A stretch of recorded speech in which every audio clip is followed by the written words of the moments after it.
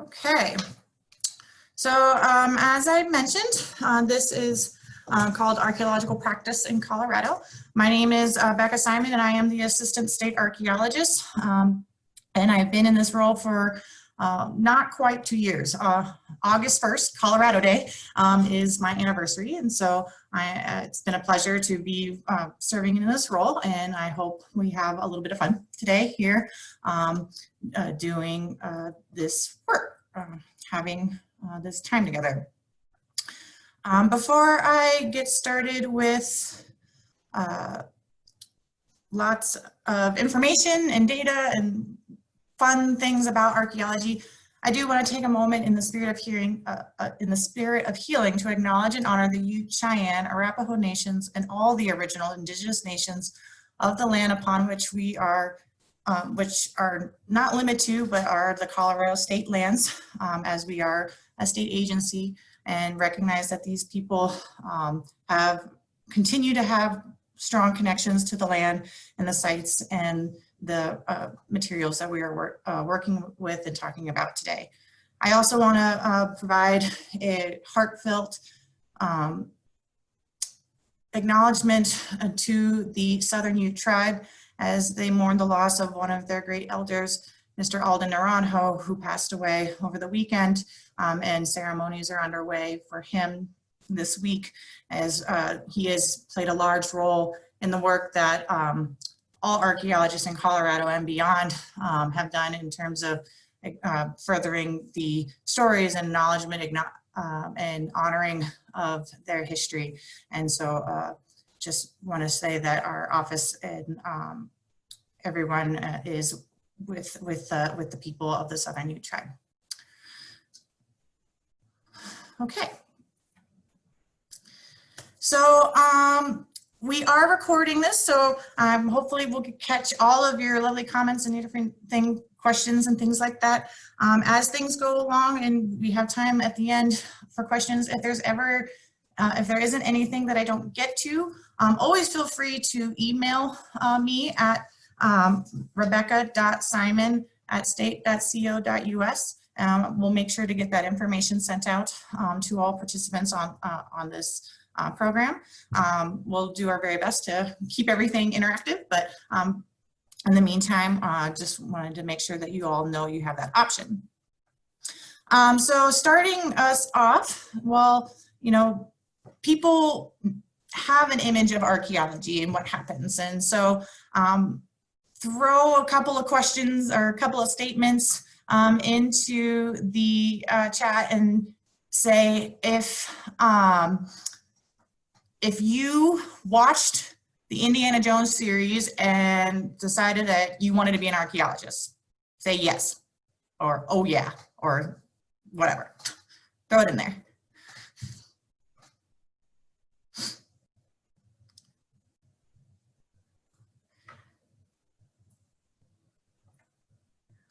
Okay. Yeah, feel free to keep putting that in there. And if you didn't, that's totally fine. That is acceptable. Not everyone has to follow in Indy's footsteps. But obviously, as we've noted in other webinars and other materials, that, you know, the media has unfortunately portrayed a unexpected or unachievable image of what being archaeologist is and what doing archaeology in an ethical and an appropriate way and the potential for it really can be.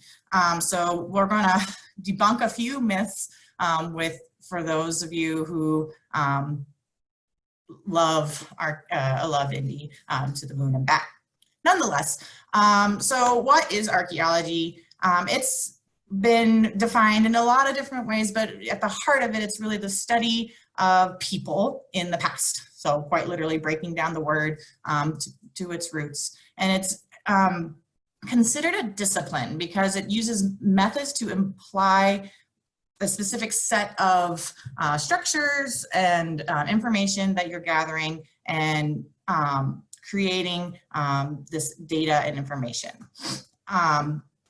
It takes years to really master the nuances of things. You know, looking at an artifact and translating it into understanding culture and people, while in some ways it's inherent and it's all a part of our culture, to do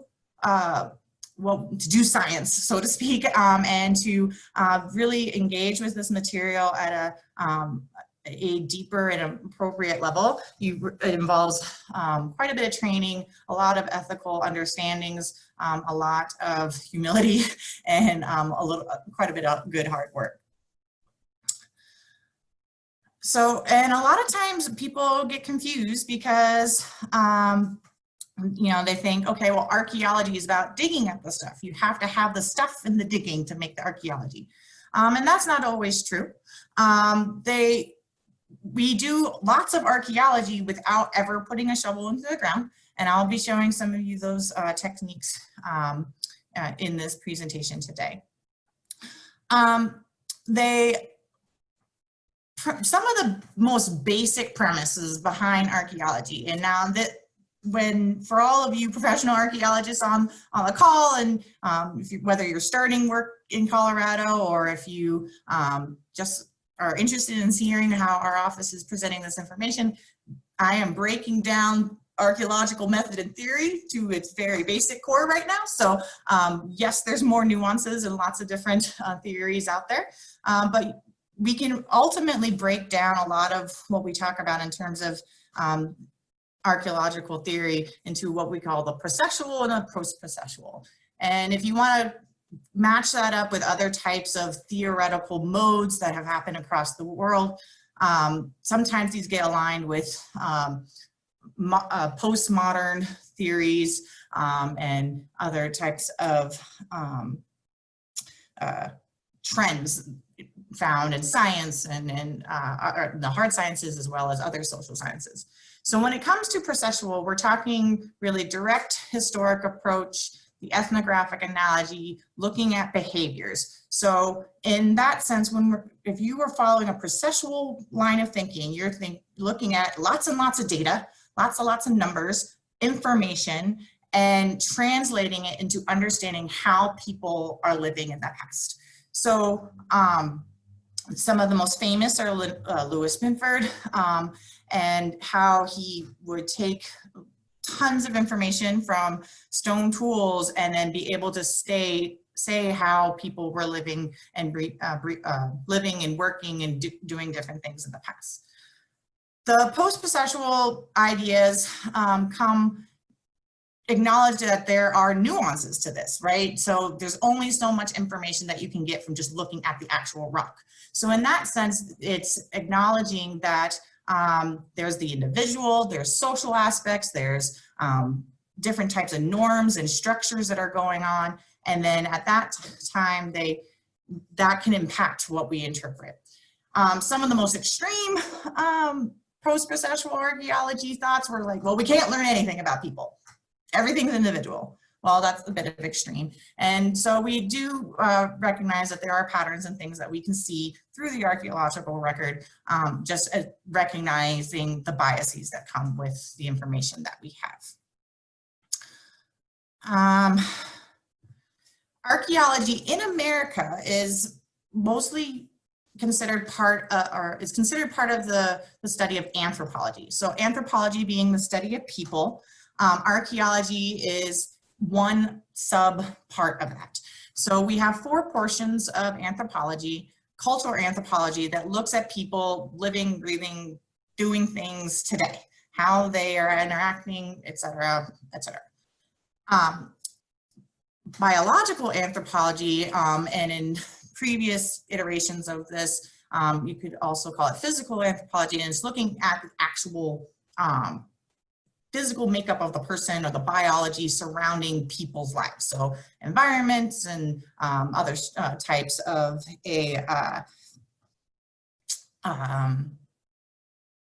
sorry, I lost my train of thought.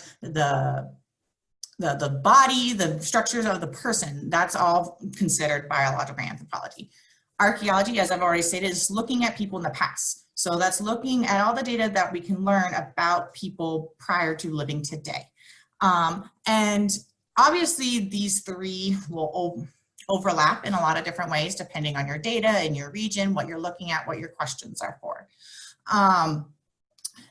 Finally, there is also linguistics, which sometimes we don't see that as obvious in the academic world and how we structure these programs and things like that, in the sense that it's super complicated in terms of looking at all the little different parts of language and how it reflects culture and people and interactions at that level. But very valuable in the sense that we can find a lot of information and communication, and it is key to interaction, so a big part of understanding people. There's lots of different subfields of archaeology, depending on what mode of archaeology you do versus what you're studying versus the environment that you're working in. There's historical archaeologists that look more closely to with written records and people in more recent times. There are people that focus on gender studies. There's archaeologists that look specifically at just the medical side of things and the physical things like that. Then there's also individuals, who focus on particular cultures. One of the rising groups that we see happening more and more is the indigenous archaeology community, where individuals of their community are looking at the past of their own cultures and recognizing the differences of traditional knowledge into our understanding of the past. So it comes in lots of shapes and sizes. The main data set that archaeologists use are artifacts. So things that people have used in some way, whether they made it or they picked it up and just started using it, or if it was moved from one place and just left in another for a specific purpose. There has to be a connection between the object and people.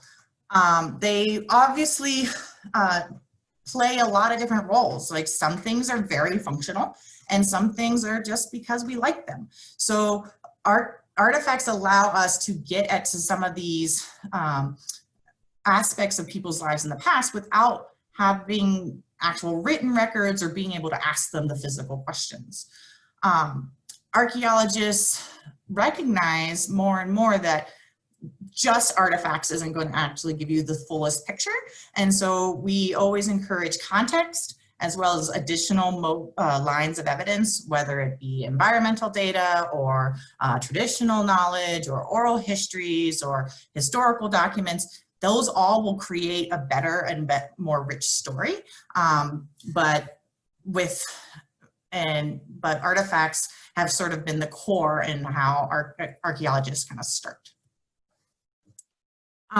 You combine your artifacts into this data set, right? And you create these images and understandings of the past through compiling the data and then classifying the data, or recognizing groups or making new groups, because ultimately the artifacts are meaningless by themselves. If a rock is great, but if you can tell that the rock was next to a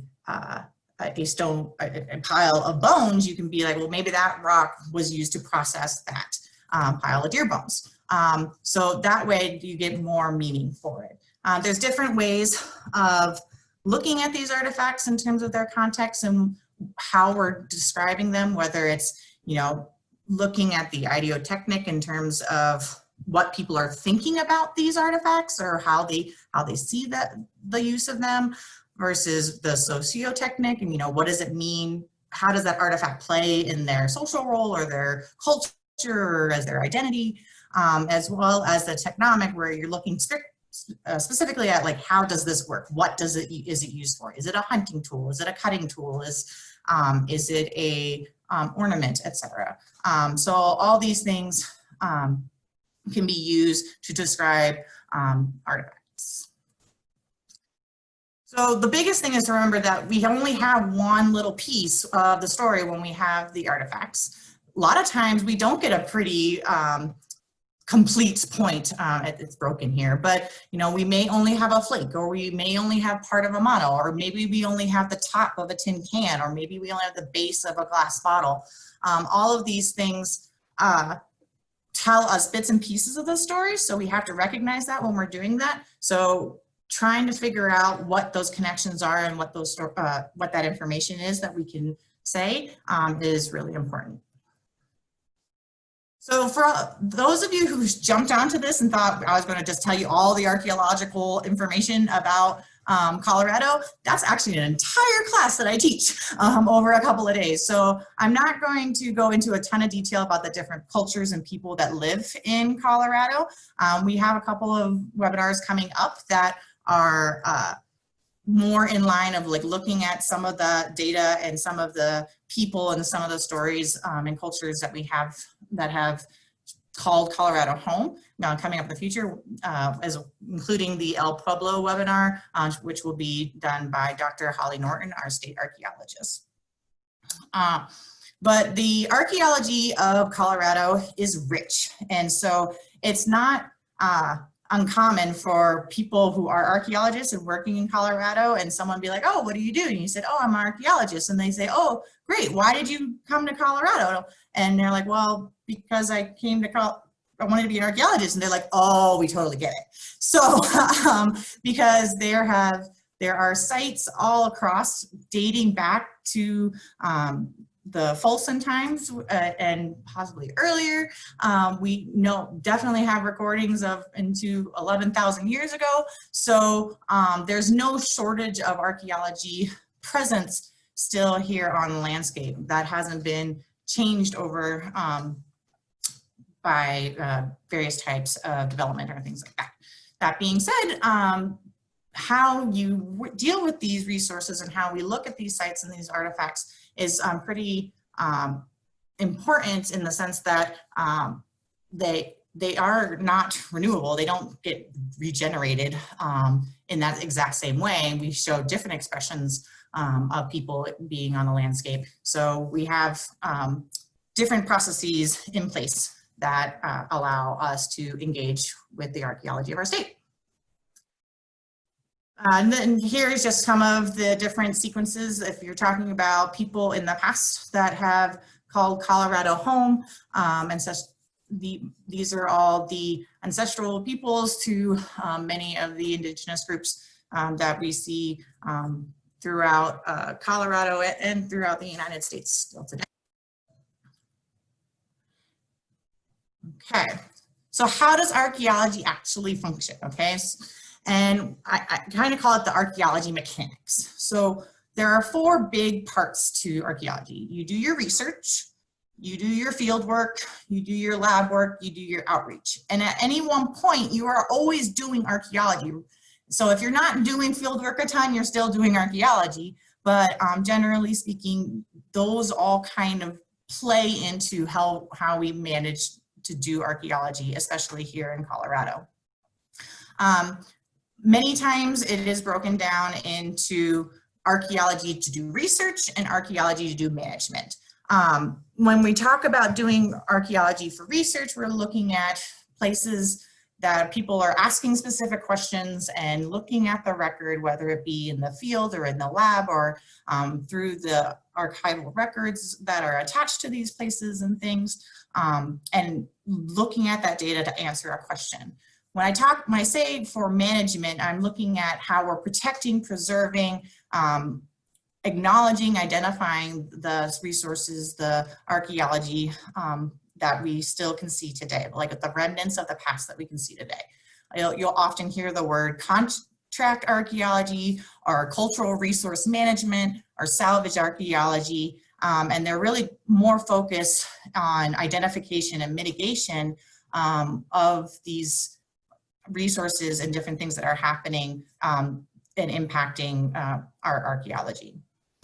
People often hear the word public archaeology. Back in the day when we were kind of formulating all these laws and rules and procedures, that was tied directly to cultural resource management. Public archaeology really has kind of grown into a larger acknowledgement that archaeology is a public resource, and that public interaction comes in a lot of different ways. So it's not just cultural resource management, it's also interacting with the public, including the public, dispensing to the public, providing for the public leading the way. So it goes in a lot of different ways. In a lot of respects, I'm talking here in a very Western approach to the past.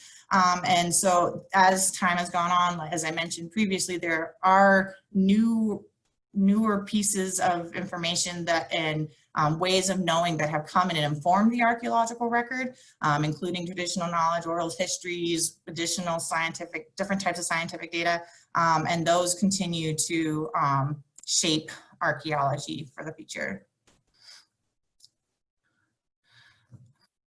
When it comes to doing research, it's usually done through a college or a university.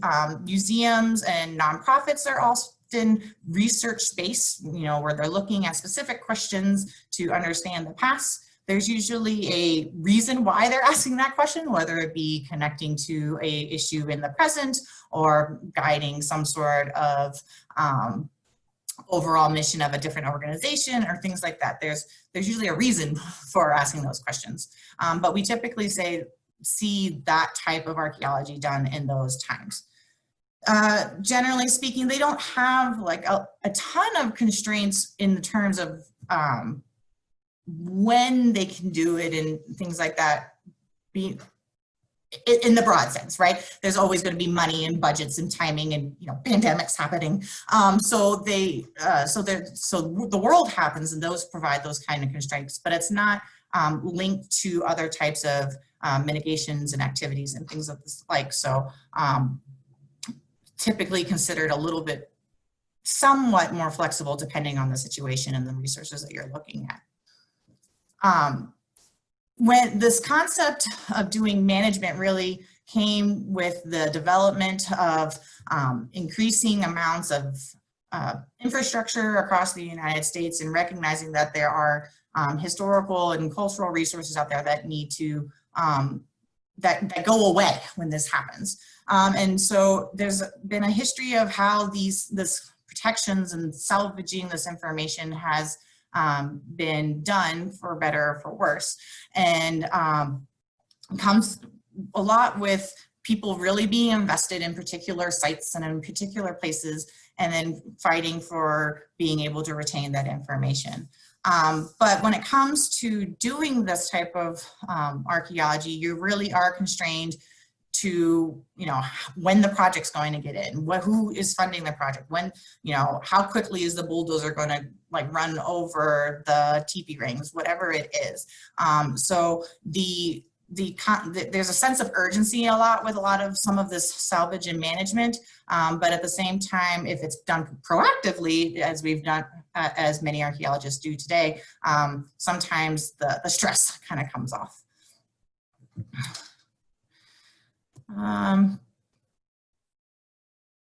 We always want to make sure that we're not just,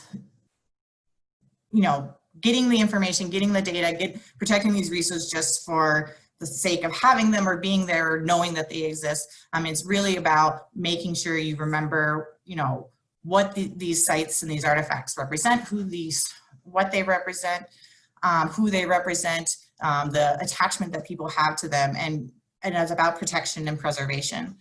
So it wasn't always like that for archaeology, and a lot of resources over the years have been harmed and damaged, both with laws in place and without. But it's in today's way of doing archaeology, whether you're working for a university or you're working for a state agency or whatever, there really is this sense, a common goal to protect the resources and learn from them and respect them.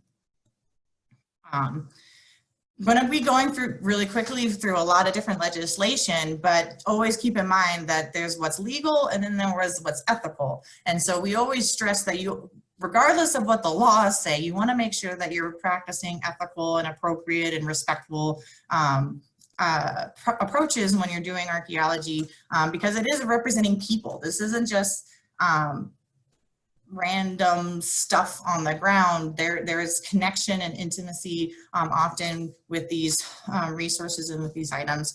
And so that balance of ethics and legality is always something in the forefront. So some of the big players in terms of the legal aspects of doing archaeology are there's many laws, but that tangentially connect to archaeology, but the big ones include the next couple that I'm going to be talking about. The first is the Antiquities Act that actually is tied very closely to the start of the Park Service system, as well as other types of larger preservation issues and concepts beginning of the 20th century. But the favorite story that at least Southwest archaeologists like to talk about in terms of the beginning of this legislation is when Gustav Nordenskjöld, a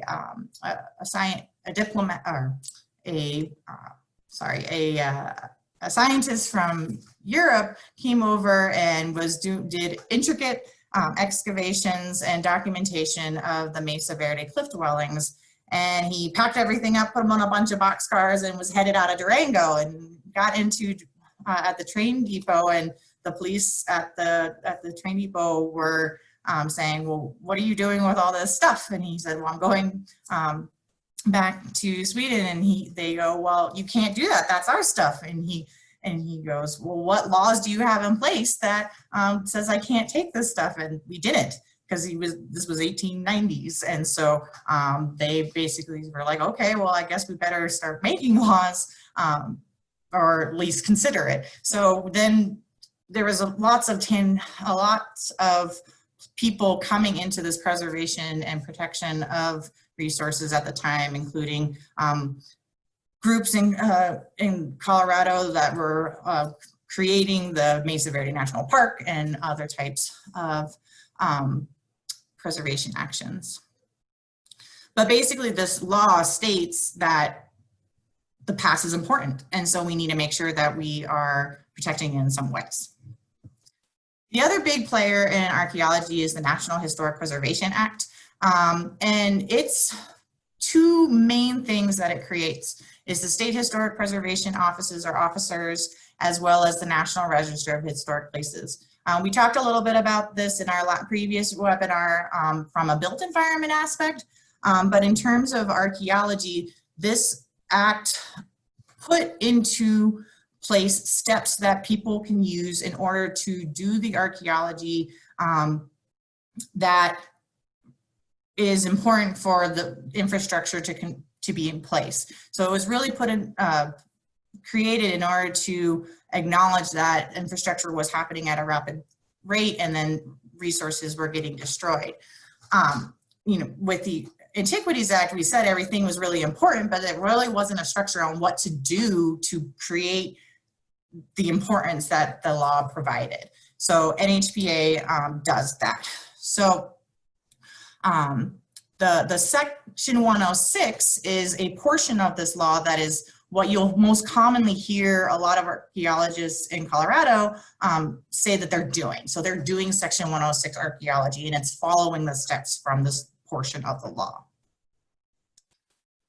The National Register of Historic of Historic Places is ultimately the list of all the important things in our country, and it is contains the information that allows these sites to be considered important to people and places in the past. And the Section 106 process allows us to determine the eligibility to be on that list. These are the 4 criteria that archaeologists, when they're in the field, they're looking at a site, they're looking at the hearth eroding out, they're looking at the pueblo, they're looking at the old homestead and saying, okay, what is left here to provide information to people in the present about these people in the past. So we use these criterion to get eligibility onto the National Register. There are other aspects to the National Historic Preservation Act that I'm not going to get into today, but they it was amended in 1980 to include additional processes for federal agencies, as this is a federal law. So what exactly is a SHPO? So it's a person or office that is responsible for the historic properties within that particular state. And the NHPA creates a system for having your SHPO and that you need to do it, but then ultimately states designate the SHPO on what works best for them. It's officially appointed through the governor. It also, the act that creates the SHPO also creates things like the certified local government programs that was talked about in the previous webinar, as well as the Advisory Council on Historic Preservation that helps advise, works with SHPOs to protect these resources. Here in Colorado, Steve Turner is our State Historic Preservation Officer as the President and CEO of History Colorado. So Colorado decided that the President of the Colorado Historical Society, which is the official legal name of History Colorado, as to be the SHPO for our state, or the governor appoints that person within with our program. He is advised by and assisted by deputy SHPOs that have more specific expertise. So Tim Stroh, who is also the director of the State Historical Fund, is the deputy SHPO for history and architecture, and then Dr. Holly Norton, who is also the state archaeologist and the director of OHP, is the deputy SHPO for archaeology. Previous State Historic Preservation officers included Edward Nichols, Georgiana Contiglia, James Hartman, and Barbara Sudler, as well as Arthur Townsend and Stephen Hart. Our State Historic Preservation Office is housed within the Office of Archaeology and Historic Preservation at the History Colorado Center. And we are, in terms of the state, a portion of the Department of Higher Education. If you can see, this is sort of a breakdown. So here we have the overall organization, the executive director, and the SHPO. Office of Archaeology and Historic Preservation falls into Heritage Services and Preservation Programs. Then you have our OHP, SHF, which is the State Historical Fund, as well as all the additional museum activities that are happening. And then, but in terms of our State Historic Preservation Officer, we break down into these 4 groups of the Office of State Archaeologist, the Information Management System, the Intergovernmental Services, Preservation Planning. We talked a little bit again about this last week with regards to the built environment, but these all have implications on the archaeology as well. Intergovernmental Services is really responsible for that Section 106 of NHPA. So anytime there is going to be federal involvement with some sort of project, whether it be lands, permits, or money, then cultural resources have to be acknowledged, and the impact on cultural resources has to be acknowledged. So the Intergovernmental Services Department coordinates those conversations with federal agencies and makes sure that all projects are in compliance with the law. Often there is a lot of watching backhoes when it comes to doing this types of work, because it includes everything from watching a pipeline get put in versus watching stabilization or a new foundation being brought into a historic building. This would all be considered archaeological monitoring or archaeological work related to the Section 106 process. Preservation planning, in the same way that it helps the built environment, like old buildings and things like that, get onto the register. Archaeological sites also can be put onto the register and noted. So our preservation planning unit is responsible for those activities. Our information management, or commonly known as InfoMan, is sort of the crux of all this information. Like, as the State Historic Preservation Office, like, without this, we almost don't have anything. That's slightly exaggerated, but what I'm getting at is that this is where the database is. This is where the information that has been collected in however many years of work that has been done throughout the state is compiled and organized and distributed as needed through these systems. So if you want to learn about different sites that you can identify and look, or that have been identified in our state, you go through our information management team. So another law that is really important to archaeology is ARPA, the Archaeological Resource Protection Act. And this is where you really get into the point of what happens if you do vandalize or harm cultural resources. Some of the actual ramifications are a little bit outdated. They haven't increased anything in terms of when you're talking about like inflation and things like that. So the numbers don't always seem to reflect the times, but this also provides the structure from making sure that NHPA is followed accordingly as well. So in order to do a lot of work on federal lands, you need to get an ARPA permit. So the permitting through the federal agencies is done under this law.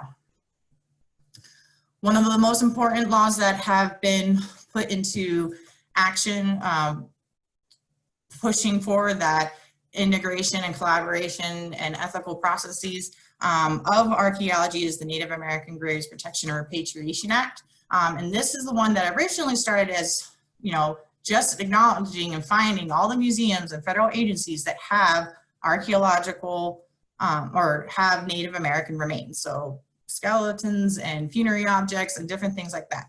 Archaeology had been done for a really long time without any sort of ramification or understanding or appreciation of what removing some of these items could be. Now, there's obviously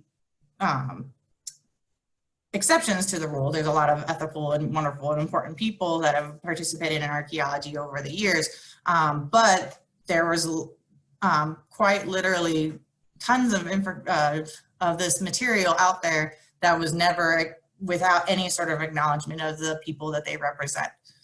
So this law was put into place in order to rectify that.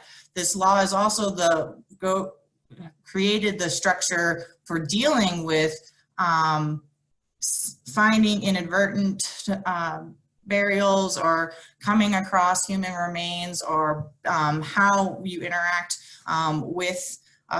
with tribes when you're dealing with artifacts and collections. So this is a really important and highly respected law. And our NAGPRA coordinator here at History Colorado is Bill Tovar, and does a great job coordinating with our tribes and making sure that we are not only staying in compliance, but also respecting and honoring the people that these items represent. There's a slew of state laws that directly impact my job, but as well as how things function here in the state of Colorado. There's the State Antiquities Act, or also known as the Historical, Prehistorical, and Archaeological Resources Act. The nuance here is that with this particular act, it acknowledges, all the important things in the past in state laws. And if you tune into Todd McMahon's, our state curation coordinator's webinar a couple weeks ago, he pointed out that archaeology isn't about dinosaurs, but with this particular law, we do include dinosaurs. So with this law, it creates the Office of the State Archaeologist, the permitting that you would need to do research with anything in the past, built environment, archaeological resources, paleontological resources, as well as some of our legal connections to collections along within the state. My good friend at Fort Lewis, Jesse Toon, likes to call me the assistant state paleontologist too, which I don't have any paleontological background, but I issue permits out to folks. So I heavily rely on the expertise of my colleagues throughout the state who do paleontology to help keep this law in compliance. Amendments to that law is the Unmarked Human Graves Act that creates a state version of NAGPRA within the state of Colorado, because NAGPRA and all the laws that I've already talked about are only at a federal level. Once you get into the state, local, and municipalities, those laws don't apply. So here in Colorado, we are one of the first groups to create a Unmarked Human Graves Act, and it's in future states that have actually used this as a model for their functions. We also have our state version of the National Historic Preservation, or the National Register of Historic Places, and everything that's on the National Register ends up on the local or on the state register. We also have local ones, so some cities and some counties have their own registers, but we have a larger state one to mimic the federal laws. So the Office of the State Archaeologist does a lot of different functions, protecting the state, all the public resources that aren't part of the federal system. Here are some folks that definitely predate my time, but come from the early days of the Office of the State Archaeologist being in place. The state archaeologist is often considered the public face of Colorado archaeology. They're asked for expertise, they're asked for statements, they are there to protect the resources within our state. And we've had a number of wonderful individuals be in that role. Our current state archaeologist is Dr. Holly Norton. Before her was Dr. Rich Husen, Dr. Susan Collins was before him, and other archaeologists include, state archaeologists included Howard Pomerantz, who was enacting in 1980, Bruce Ripito, as well as James Hester, and that's all. Oh, and Emerson Pearson was also one. We get a lot of interesting conversations about, like, what is this rock and how does it work, and was this really used by people? And so sometimes our office has to have the unfortunate bursting of bubbles of people's excitement, but we are the location that if you have any questions about things that come from our state lands, you do come to us and we can help you out. Permits are required for any sort of archaeological work done and paleontological work done on state and subdivision of the state. So county, city, local, you have to have a state permit to do that archaeology, whether you're an academic or you're doing management or whatever. This also includes things like geophysical research and that kind of thing, if it's being used to do archaeology, obviously. So you contact our office in order to get those types of permits in order to do that work. Our office is also responsible for identification of resources on state lands and subdivisions of. So we do that in a couple of different ways through our educational programs, through supporting state historical fund grants and other types of activities.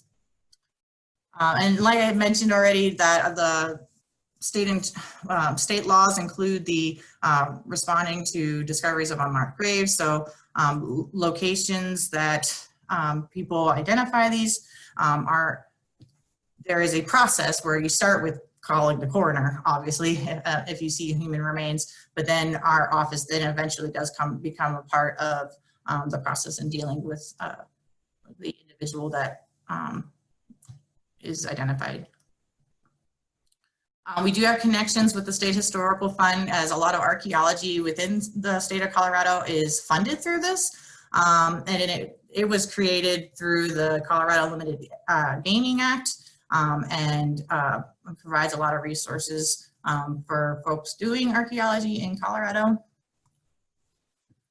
There are several ways to be a professional archaeologist in Colorado, and professional archaeologists are connected to several different groups, and those groups include national level as well as local levels. One of the most active in our state is the Colorado Council of Professional Archaeologists, which mostly includes like folks that work for companies, but also includes agency folks, so people who work for the Bureau of Land Management or the people who work for Forest Service or for the state agencies. They also contribute, are part of this group.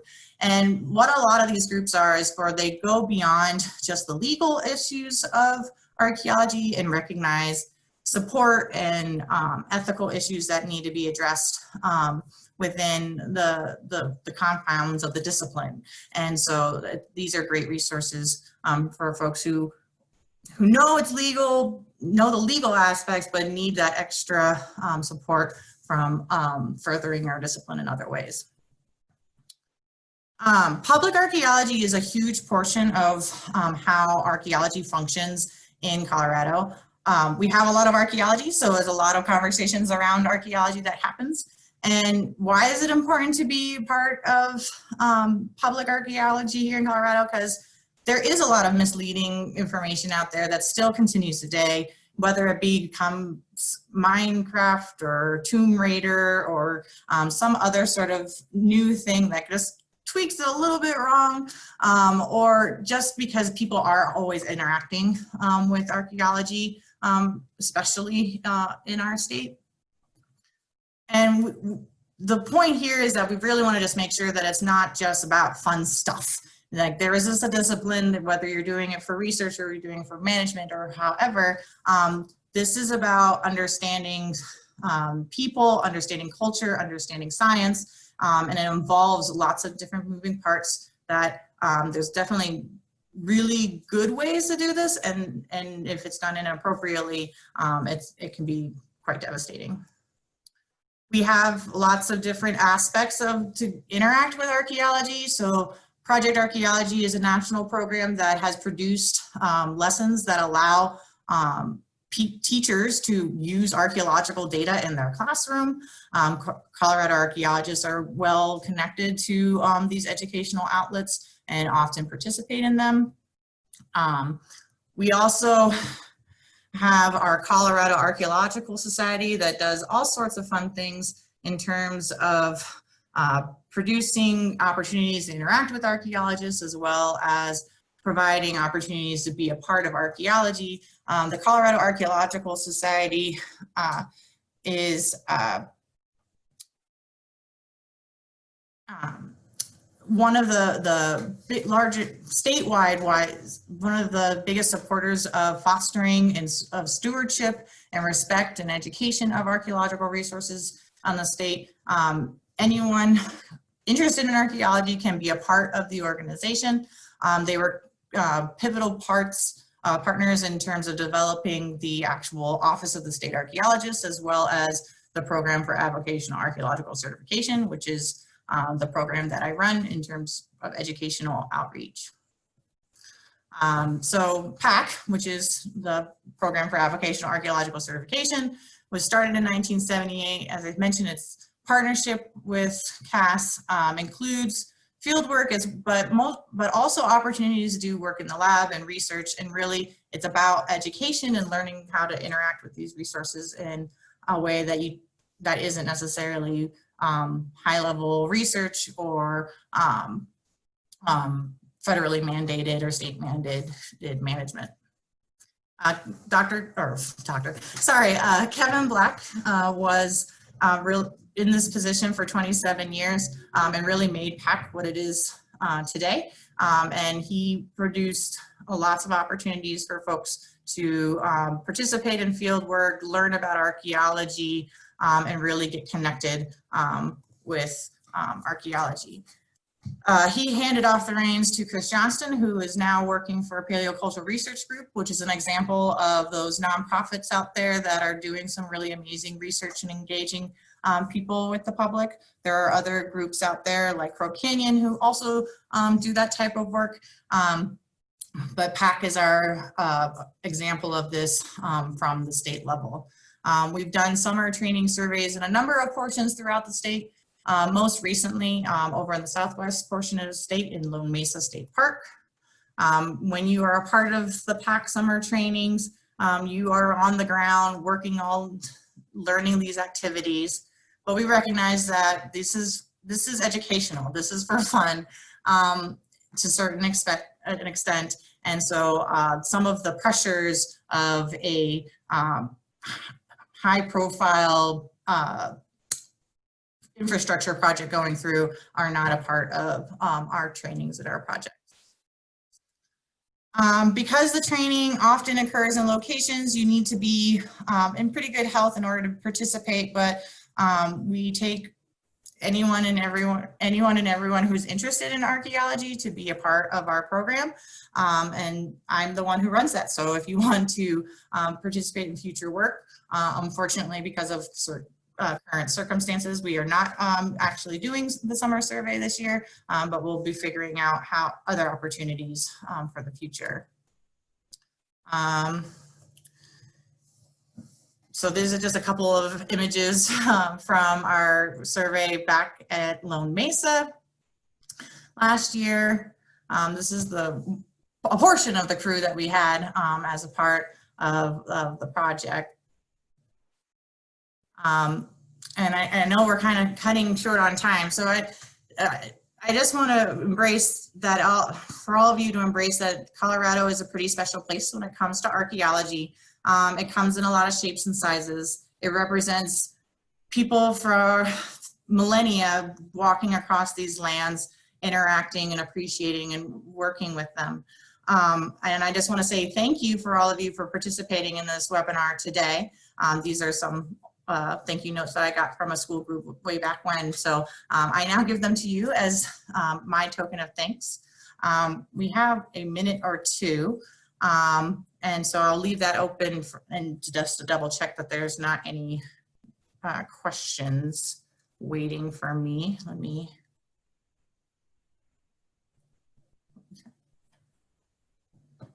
Okay. All right.